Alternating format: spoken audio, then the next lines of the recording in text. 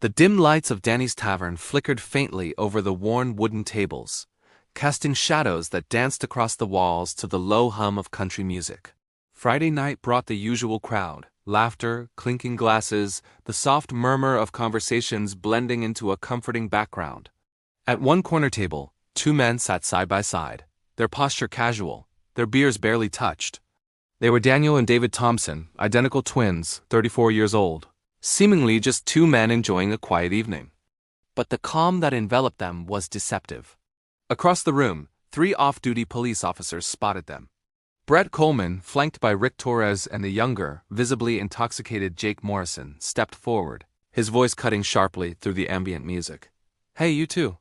I think you better get out of here before things get complicated," he said, his tone carrying both threat and authority.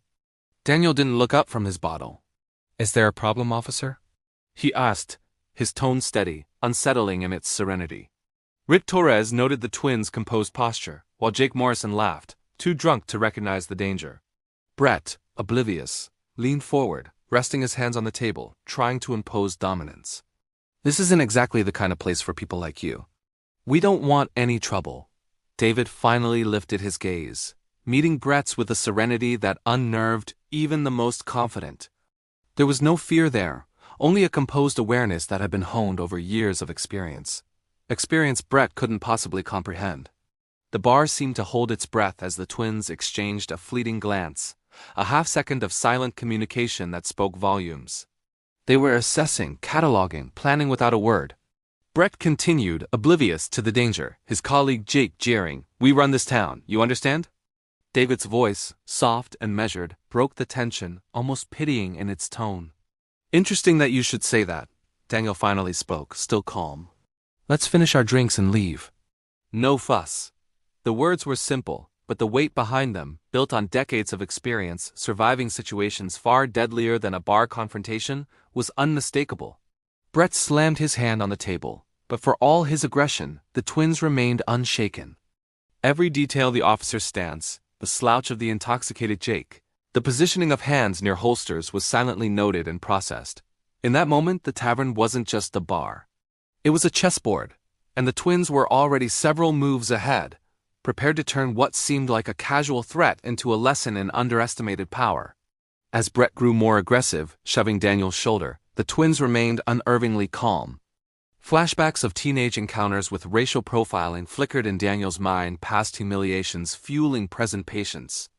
David's gaze swept the room, noting camera placements and potential escape routes, subtle signs of tactical awareness the officers didn't perceive. Brett's words escalated, threatening to search them outside, unaware of the twins' military history. Daniel and David had trained for life-and-death situations, mastering control over fear and precision in action. The officers' arrogance blinded them to the warning signs, synchronized movements, subtle shifts in posture, strategic positioning. Even Jake's drunken advances were anticipated and countered with minimal motion. The twins didn't need to fight yet. The situation was already under their control. Calm, measured, and patient, Daniel and David projected a quiet dominance, a hidden force that waited for the precise moment when self-defense would become necessary and irrevocable. Outside the bar, the confrontation escalated. Brett shoved Daniel against a car, Jake lunging at David with a baton, still overconfident in his drunken state. In an instant, the twins' military training emerged. Daniel sidestepped with precision. David deflected Jake's momentum effortlessly. Every movement was economical, practiced, and deadly accurate without seeming so. Phones were drawn, documenting assault and harassment in real time. Luis and Louise, witnesses from the bar, joined with additional footage, amplifying the evidence. The twins maintained composure, speaking softly but firmly, their tone carrying authority beyond the officer's understanding. References to high-ranking military experience, Ranger Captain and SEAL Commander were dropped strategically, forcing Brett and colleagues to confront their miscalculation. The officer's aggression crumbled as panic set in. Their authority dissolved under calm, unflinching control. What started as an ordinary intimidation escalated into a tactical lesson. Those underestimated were not only skilled but prepared to assert dominance legally, physically, and strategically, exposing arrogance and corruption in real time. As the videos went viral, authorities arrived, amplifying consequences. Ada Lisa Monroe confronted the officers, enumerating harassment, assault, and abuse of power with irrefutable evidence. The twins remained composed, providing testimony while authorities documented every violation. The public and media attention intensified. Corrupt officers faced immediate suspension, investigation, and career-ending repercussions. Social media amplified the narrative as footage confirmed their illegal actions, while the twins' dignity and measured responses were celebrated nationwide. The officers' arrogance and underestimation of experience, skill, and moral authority had catastrophic consequences. Meanwhile, the twins' personal lives remained intact, even strengthened by the event. Their calm courage turned a threatening situation into systemic accountability. Witnesses like Louise and Louise reinforced the lesson. Documenting wrongdoing and standing firm in the face of abuse can change the balance of power and demand justice. Weeks later, consequences rippled far beyond that night. Officers faced criminal charges, their reputations and careers shattered. The twins advanced in their respective military and civilian roles, Daniel promoting ethical leadership, David consulting at the Pentagon.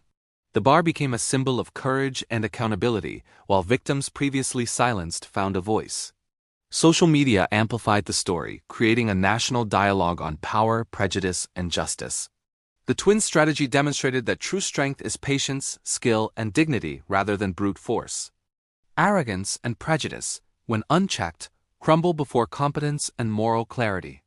Daniel and David proved that the right response under pressure isn't just survival, it's mastery of circumstance. A careful orchestration of timing and action that ensures justice is not only served but witnessed and remembered. The tension finally dissipated as the officers were taken into custody, their arrogance and abuse of power exposed for the world to see. The twins, Daniel and David Thompson, walked away with the quiet confidence of those who had faced far greater dangers and emerged unscathed.